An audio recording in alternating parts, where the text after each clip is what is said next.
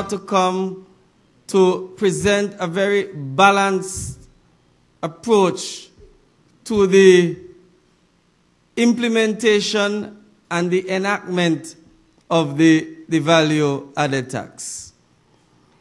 It has always been said that the burden of taxation is borne by the underprivileged in our society. It is borne by the poor and those who are most vulnerable in our community. And I believe if there was ever a tax that was implemented or that is going to be implemented that would capture as broad a base in terms of the tax net, I believe the value-added tax is such a tax. We all know what taxation is all about.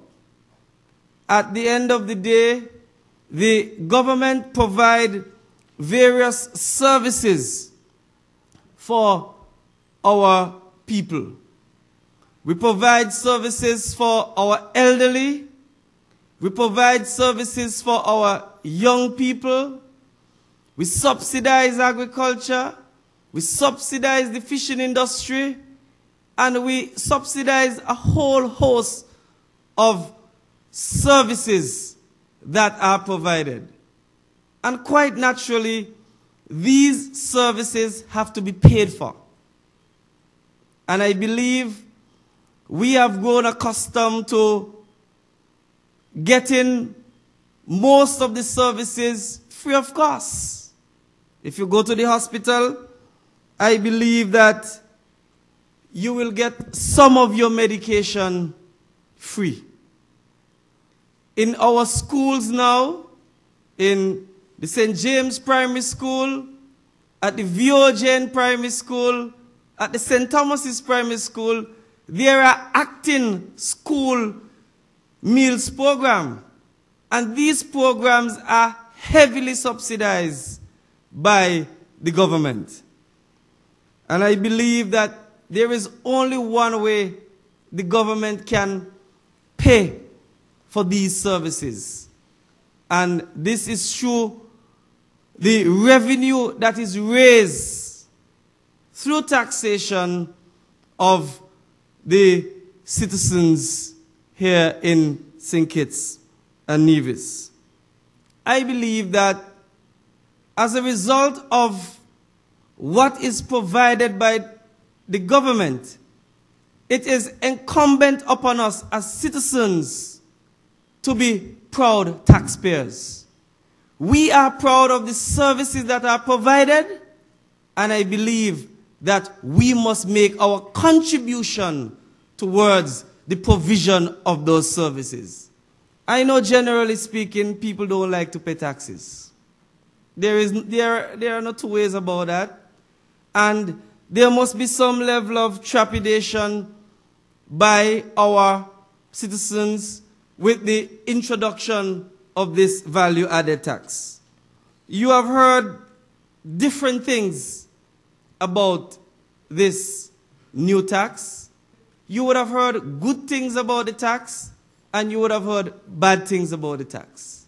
All the citizens of the country, they want roads to wherever they live. They want electricity to wherever they live, and they want water to wherever they live. And the provision of these services have to come at a cost. And they come at tremendous cost to the government. And as a result of that tremendous cost, that is an additional burden in terms of the debt burden that we are carrying as a country here in Nevis. This value-added tax is a response to the present fiscal situation that we are faced with in St. Kitts and Nevis. We had to do some of these projects, you know, because if we didn't do the roads, and we did not do the waterfront, and we did not do some of the other projects, we will not be able to attract the quality of investment that we have attracted. And as a result of attracting these investments, we have had the creation of small businesses, we have had the creation of jobs, and people have been able to advance in this country. The governments, the federal government, the central government has provided the necessary service. And they have, in the VAT bill, notwithstanding the fact that VAT by its very nature is a regressive tax, we have sought in its application to make it progressive in its application. You would have heard the number of zero-rated items and the exempt items.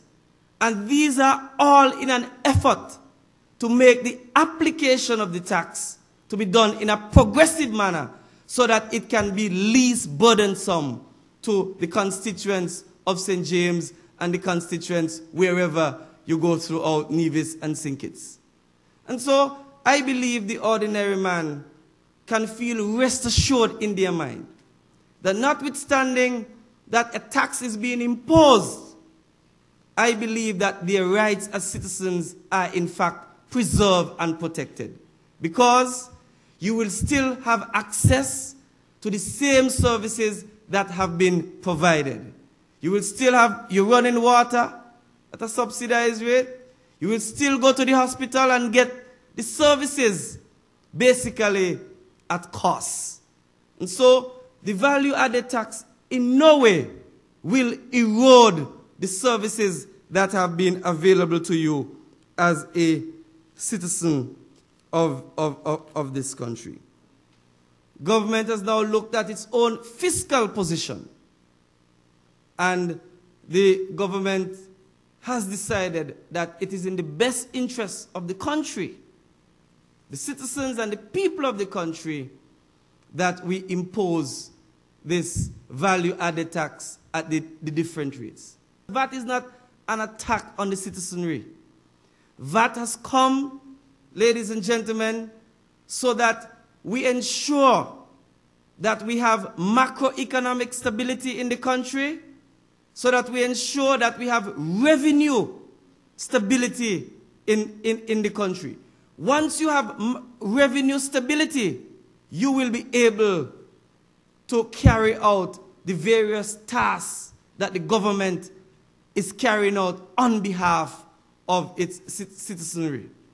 There are a number of other policy decisions that we have taken in relation to the issue raised by the gentleman in relation to the question of stock on hand and stocks being imported within the next couple of months.